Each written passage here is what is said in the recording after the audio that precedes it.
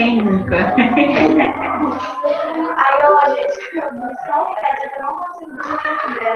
Bom, gente, bom dia mais uma vez.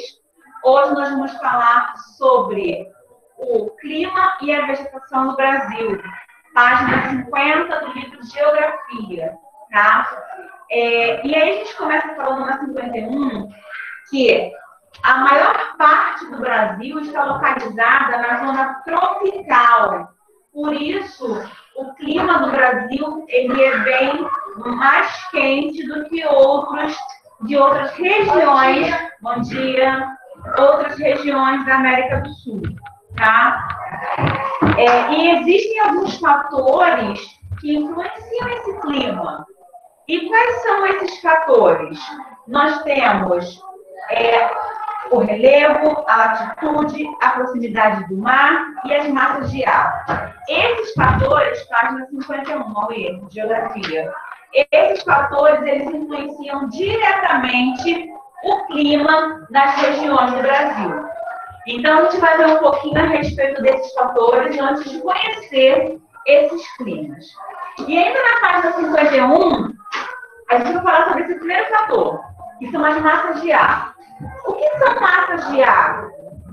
Na primeira frase, sublinha aí, ó. A atmosfera apresenta extensas áreas com as mesmas características de temperatura, pressão e umidade, denominadas massas de ar. Então, essas massas de ar, elas são pequenas porções que têm as mesmas características de temperatura. E no Brasil, nós temos 5 massas de ar, 5 tipos de massas de ar. Dê uma olhada no mapa da página 51, que mostra um pouquinho.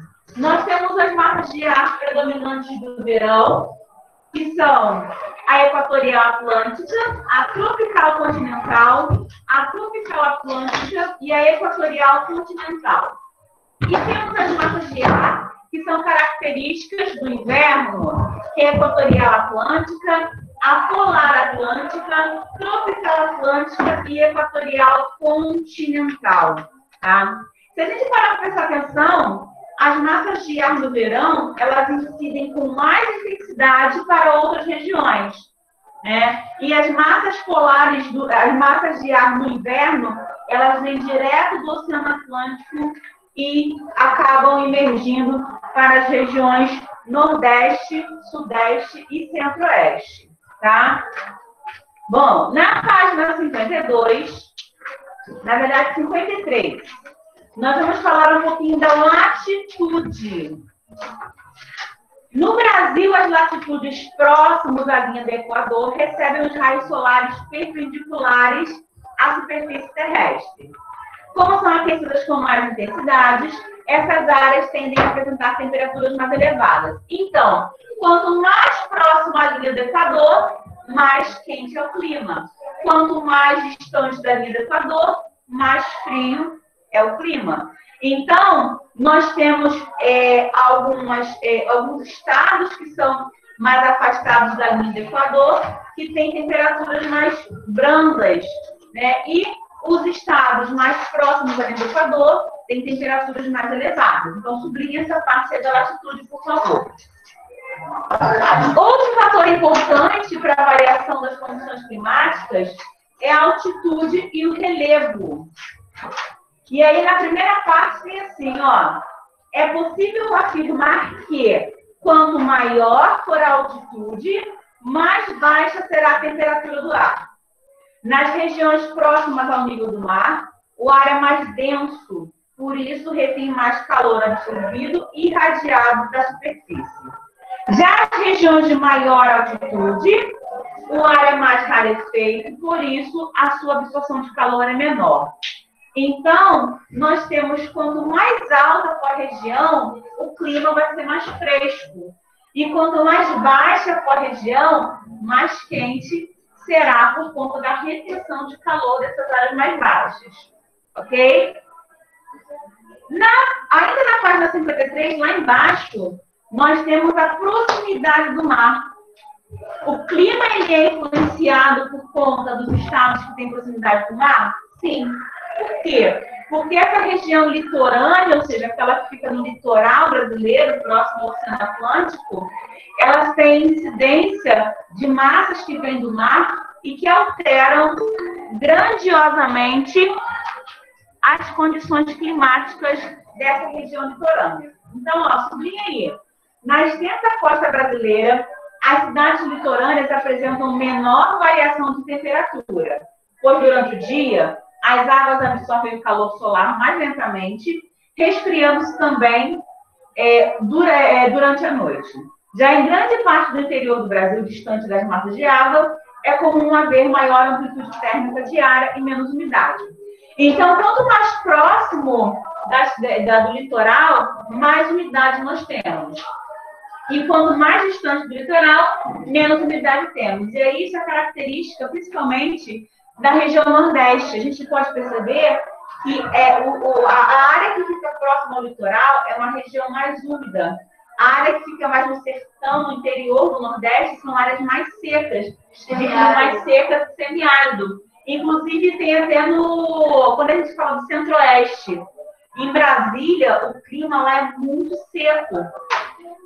Então, as temperaturas lá, elas oscilam muito. Durante o dia faz um calor bem forte, às vezes, e quando vai dando 4, 5 horas da tarde, vai esfriando e o clima ficando seco, como se fosse no deserto.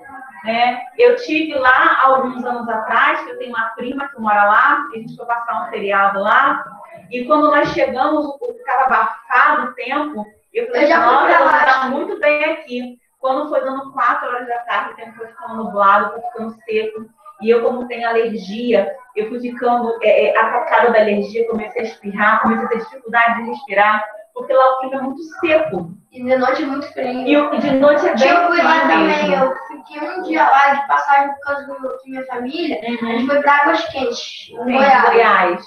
A gente pegou um vírus lá, aí a gente começou a passar mal, a gente não podia ir para outro lugar que a gente estava planejando. Tem que aguardar, né? Aí a gente, se passasse mais mal, não teria para onde dirigir. Então a gente foi para Brasília. Aí de lá minha mãe passou mal e minha irmã. Aí a gente foi para o hospital.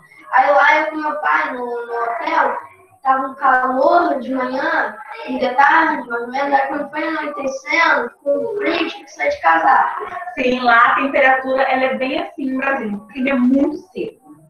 Bom, na página 55, nós vamos começar a ver os principais tipos de clima do Brasil. E vendo esse mapa aí, quais são os principais tipos de clima? São o equatorial úmido e o tropical. Esses são os dois principais. Então, nós temos aí, em grande maioria, o equatorial úmido, que pega aí parte da região norte, né, e um pedacinho do nordeste e do centro-oeste, e o tropical, que pega parte do centro-oeste, parte do nordeste e um pedaço da região sudeste. Né? Mas nós temos também o equatorial semiúmido, que é um pedacinho, que pega um pedacinho do Pará e um pedacinho de Roraima. Nós temos também o tropical semiárido, que é o clima característico do sertão nordestino, do interior do Nordeste. Nós temos o tropical de altitude, que são as temperaturas mais frescas da região sudeste, dos locais mais elevados, como parte de Minas Gerais e de São Paulo, e um pedacinho do Rio de Janeiro, né? As áreas mais elevadas dessa região, elas são bem mais frescas do que o habitual. Eu estive algumas vezes na cidade de Ouro Preto, em Minas Gerais, e lá, como ela é muito alta, a cidade tem muita ladeira, ela é de uma altitude muito grande, a cidade é bem mais fresca, mesmo fazendo calor, as temperaturas são mais frescas por conta da altitude. E aí, numa dessas vezes que eu estive lá, eu fui a um local que se chamava... Agora eu não vou lembrar. Acho que... Não, era um local próximo a uma cidade também, onde só entrava um ônibus por dia. Ele ia e depois voltava. Ele ia às 8 horas da manhã e depois retornava às 5 horas. E aí, para chegar nesse lugar agora, que eu não vou lembrar o nome, esse ônibus ele subia uma montanha sem asfalto, onde só passava um carro por vez. E a estrada era muito estreita e você conseguia ver a Pirambeira de um lado e a ladeira do outro. Era desesperador. E eu até me arrependi profundamente quando eu fui visitar a cidade, quando eu vi que o caminho era tão estranho assim, porque eu morro de medo de altura. E aí o ônibus subia aquela ladeira, aquela montanha, subindo, a gente ia Aí vendo quando chegou lá em cima, era uma ruidinho. E assim, quando nós chegamos lá, era uma cidade muito tranquila e linda. E tinha lindas cachoeiras lá. As cachoeiras e os lagos nessa região eram muito bonitos. E deu muito trabalho para chegar lá. Numa das cachoeiras que a gente visitou, você tinha que descer uma ladeira assim bem grande. E é claro que eu, muito medrosa, tive medo de descer e me ralei toda, porque eu sou péssima em fazer esse tipo de passeio. E eu estava de chinelo, né? Então ainda foi muito ruim, porque a gente não faz trilha de chinelo, né? Só eu que não sabia disso. Mas assim, valeu muito a pena, porque o local era muito bonito. Mas mesmo com o sol, era bem fresco, porque aquele ventinho meio gelado, né?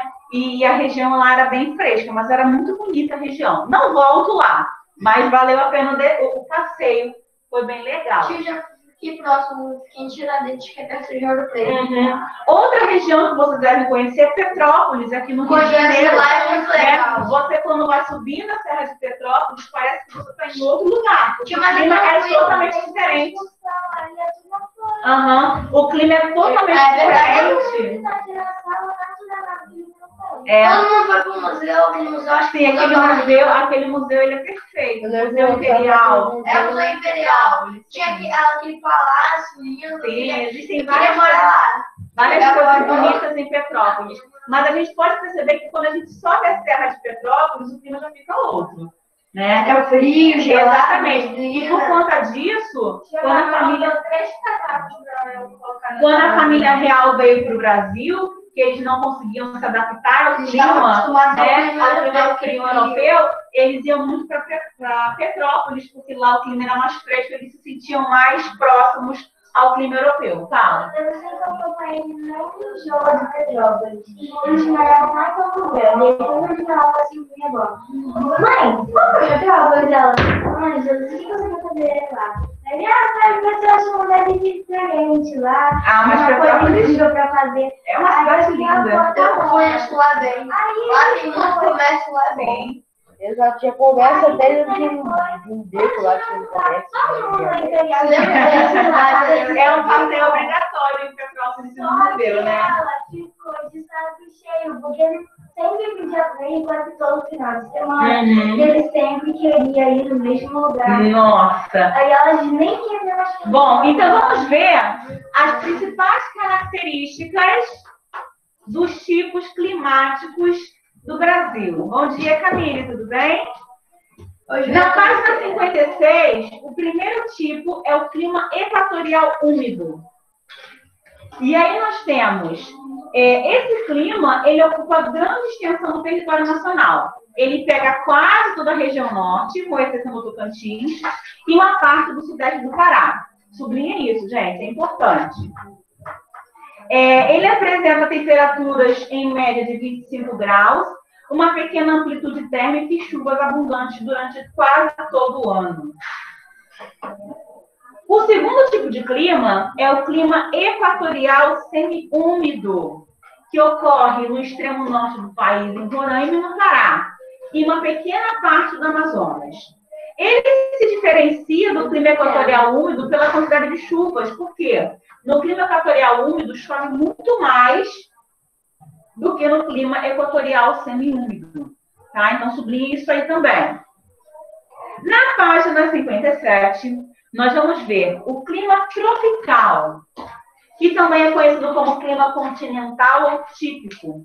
Ele se manifesta nas regiões centro e leste do Brasil, onde nós temos duas estações bem definidas.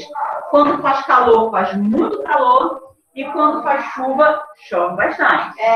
Né? Então, nós temos aí essas duas partes muito bem definidas. Né? Tipo, aqui em Muriqui a diferença é que sempre chove, nunca vai calor. Pois é. Não. Bom, agora falou que chove. Já o clima tropical da altitude, né, ela ocorre em partes elevadas do Sudeste e partes do Paraná e do Mato Grosso do Sul. Nós temos uma temperatura média anual mais baixa do que no clima tropical, como eu dei exemplo para vocês. Na cidade de Minas Gerais, algumas cidades do estado de Minas Gerais, algumas cidades de São Paulo, tem um pedacinho do Rio de Janeiro, ali de Petrópolis, Teresópolis, né? Um pedacinho também do Espírito Santo. Um pedacinho do Espírito Santo, exatamente. Já o clima tropical semiárido é o clima característico do interior do Nordeste, que eu falei para vocês, o sertão nordestino, onde as temperaturas são muito elevadas e o clima é muito seco. Nessa região, nós temos muita incidência de falta de água, né? Porque as chuvas são muito escassas.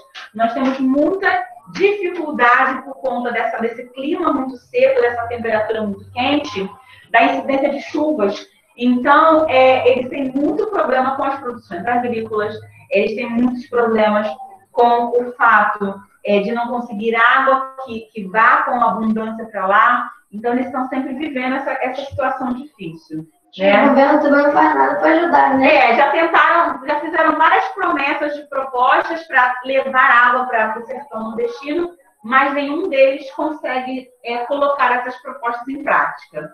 É mais fácil pegar um cano de um rio e levar um cano. É fácil na teoria, tudo é fácil. Agora, colocar na prática é que é o difícil, né, Maurício? Existem muitas propostas para levar água para o sertão, mas nenhuma delas foi colocada em prática com excelência. Né? Eles só ensaiam várias coisas e não conseguem chegar lá. Pois é. Já o clima subtropical, que é o clima presente no sul do Brasil, né? Nós temos uma menor incidência solar, logo as temperaturas são bem mais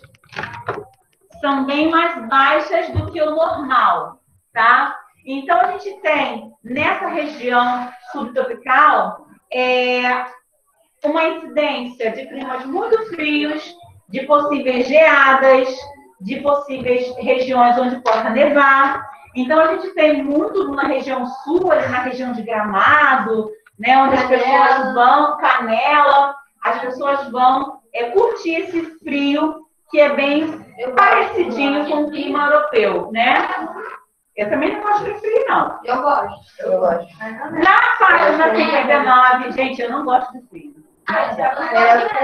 Olha, eu estive em Campos do Jordão uma vez, fazendo uma visita técnica, e nós pegamos, foi a temperatura mais fria que eu já peguei na vida, nós pegamos 1 grau. E assim, eu passei tão mal, que à noite nós ficamos pesquisando durante o dia, e à noite nós tivemos a noite livre para passear. Eu não consegui me divertir. Eu saí com tanto casaco, com touca, com 2 calças. E assim, eu não conseguia aproveitar a cidade, porque eu só sabia tremer de frio. E achei engraçado que os cachorrinhos, todos eles tinham casaco. As pessoas, os cachorros de rua, os moradores, por conta do clima frio, os moradores colocavam aqueles casaquinhos de lã dos cachorros de rua. Então você não via um cachorro na rua sem casaquinho. Eu achei isso bacana, essa conscientização, né, deles na cidade. Meu pai, não tem nada a ver com o Brasil. Meu pai ele já morou nos Estados Unidos, aí ele estava lá no comentando, já que ele viu uns vídeos de viagem, essas coisas assim. Aí ele falou assim, poxa, quanto que você queria? Meu pai, deixa eu te contar que ele queria. Eu morei lá e eu tava com 10 casacos, 5 calças para poder sair de casa. Sim. Umas 3 ou 4 meias. Lá a temperatura é bem mais fria. O que a gente acha frio aqui, lá para eles está muito, a temperatura muito agradável. Né? Existem temperaturas, eu tive uma amiga que ela foi para a França e ela saiu daqui com um casaco. E ela chegou lá desesperada, ela foi para casa de uma amiga dela, e ela teve que pegar casaco emprestado, ela falou assim, olha, eu nunca fiz tanto frio na minha vida. Né? Sim, lá, a parte da França, Suíça, era assim que ela foi, porque ela foi no inverno. No inverno, meu pai também foi no inverno. Ela passou muito frio. Quando eu fui na casa do meu primo em Minas Gerais, pela primeira vez que eu me engano, acho que eu fui no inverno ou no outono. Eu lembro que eu tinha que usar um casaco e, tipo, eu sentia realmente o frio. Tá ligado quando você sente frio? É normal, tipo, calor. Mas eu tava realmente sentindo frio no meu corpo, tava tipo, Nem que eu senti uma pressão do meu lado. Sim, porque até você de casar com as mãos de fora, parece que o frio entra pela mão. Mano, eu tinha que usar 2 casacos. Sim, imagina na Argentina, na neve, quando eu fui lá, muito gelado. Meu pai botava cerveja, ficava com buraco, botava neve e a cerveja ficava gelada. Pois é. Bom, na página 59, nós vamos ver os tipos de vegetação. A vegetação brasileira ela é uma das mais diversificadas do mundo. Exatamente por isso, ela é muito cobiçada por outros países, né? A biodiversidade do Brasil ela é muito grande e muito importante, tanto para a gente como para o mundo inteiro. E dentro da vegetação, nós temos vários domínios de natureza no Brasil. Esses domínios de natureza, página 59, tá, pessoal que está em casa? Esses domínios de natureza, eles acabam classificando os tipos de vegetação predominantes no Brasil. Vamos dar uma olhada no mapa para a gente entender. Qual é o maior domínio morfoclimático aí que nós temos no Brasil? O amazônico, né, que pega parte da região norte, um pedacinho do nordeste, um pedacinho do centro-oeste. Não é Amazônia, é equatorial. Sim. E depois disso, nós temos uma grande incidência de cerrado e a tal da faixa de transição, que a gente vai ver qual é, né? Então, nós temos aí vários tipos de domínios de natureza do Brasil. Vamos olhar na próxima página para conhecer um pouquinho cada um deles. Bom, o primeiro, que é o domínio amazônico, né? Ele é formado por planícies, depressões e baixos planaltos. A vegetação é constituída pela floresta amazônica, equatorial amazônica e é formada por árvores de grande e médio portes. Nós temos o clima quente e úmido e a hidrografia é formada por vários rios, né, que formam a bacia amazônica. Esses rios, eles acabam levando a outros rios e tanto rios perenes como rios não perenes, ou seja, rios que se formam a partir da grande elevação de chuvas e rios que são constantes e são frequentes naquela região. O domínio de cerrado é uma vegetação que cobre extensas áreas do Planalto, que é formada por gramas, gramíneas, arbustos e árvores de casca grossa e galho retorcido. Nós temos parte do Rio São Francisco, Rio Paraná, Rio Araguaia e Tocantins. Essa região de Cerrado ela é predominante na área do centro-oeste brasileiro, tá? Já na página 61, nós vamos falar sobre o domínio das caatingas, que é a região predominante no sertão nordestino, né? Que é um clima tropical semiárido, com chuvas escassas, com muitos rios temporários, ou seja, rios que acabam secando por conta das temperaturas muito elevadas do clima muito seco. E é característico da região do sertão nordestino. Já o domínio dos mares de morro, nós temos um relevo de planalto com a vegetação de floresta tropical. Então, nós temos aí os domínios de mares e morro na região próxima, a região sudeste. Vamos olhar o mapa de novo? Essa região de mares e morros é tudo litoral. Litoral do Nordeste, litoral do Sudeste e litoral da região, parte do litoral da região Sul. Então, é toda a área de litoral do Brasil.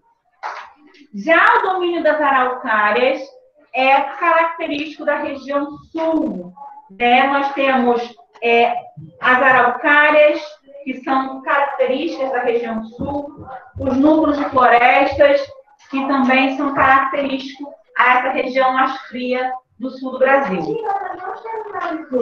Sim, senhora. Arrisco a dizer que nós... Ah, não, tem mais uma. Página 62, que fala das pradarias ou plantas.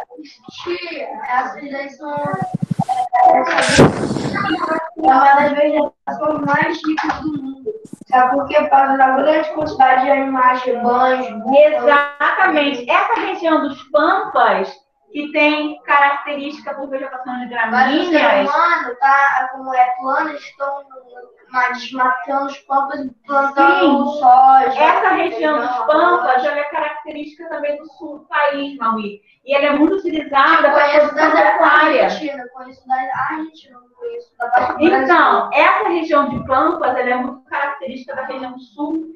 E ela é muito utilizada para pecuária, para a criação de gado, né? A criação extensiva, que é aquela criação que a gente tem o gado solto, né? E que é muito utilizada na região do sul do país. Nós temos também as faixas de transição, ou seja, é uma área que tem características que acabam pegando um pouquinho de cada uma. E nós temos duas principais faixas de transição.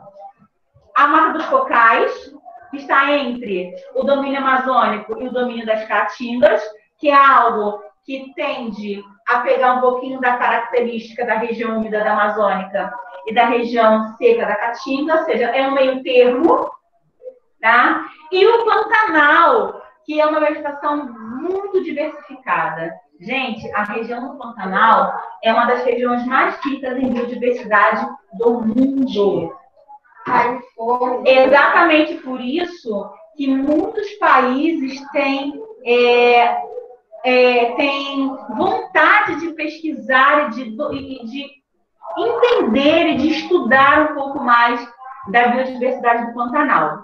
Né? Infelizmente, a gente passou por um grande acidente há alguns meses atrás, né? Que foi um período de queimadas até hoje, pelo menos não que eu saiba, foi um incêndio criminoso, né? Sabia. Mas não foi apurado ainda o que de fato aconteceu. Né? Não foi algo que começou da noite para o dia, foi um incêndio provocado, mas ainda não encontraram ainda o que de fato aconteceu. É uma coisa certa, houve uma grande perda da biodiversidade da região do Pantanal por conta dessa queimada. Mas eu acho que em 20 anos daqui a pouco a gente consegue restabelecer, porque aquela região ali ela é muito fértil, né? Muito rica e chove muito, então a gente vai conseguir restabelecer nosso azar, em breve. Quando estava aqui no Pantanal, não choveu nenhuma chuva. Eu olhando no jornal, olhando onde ia ter chuva, nunca era no Pantanal. Não era naquela região. Agora você quer que fique o sol, exatamente. Dá uma chuvinha lá, tá cheio de chuva. Pois é. Bom, então a gente encerra por aqui. Temos alguma dúvida? Não. Pessoal de casa, tem alguma dúvida? Alguém quer fazer alguma pergunta? Não. Não? Bom, então eu vou colocar para vocês as páginas do exercício para a gente fazer.